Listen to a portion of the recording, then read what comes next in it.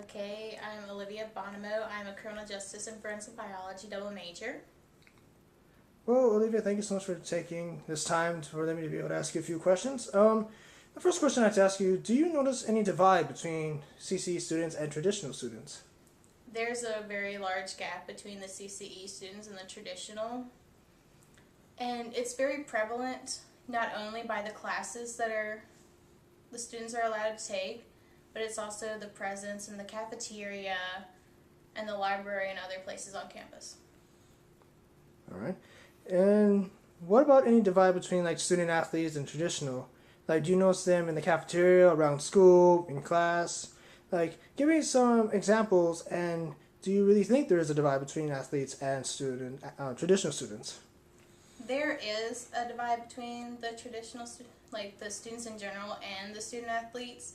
The student athletes tend to stay grouped among themselves, and usually, like, I notice, like, if I'm in the cafeteria, they tend to be positioned away from a lot of people and more focused on the individual people that are in their teams and forming friendships based solely on that.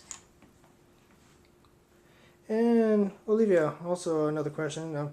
Is there any way that you think that the school, like say the like campus life, or maybe the CC student board, or whatever board of organizations that they have, do you think that if they do make some changes, would it be a lot better for the community here on Guilford, among all the different students? I'm sure it probably would be better because, like, with the CCE students, majority of them take classes offered at night, and so usually when they get together for their own specific events, it's usually at night and it's for them and their families, so they don't really intermingle very much with the traditional students. And it would probably build a greater sense of community if there was maybe a gathering, like a group event on like the weekend where we could all intermingle and do something that would be enjoyable for all people of all ages. All right then, well, Olivia, thank you so much.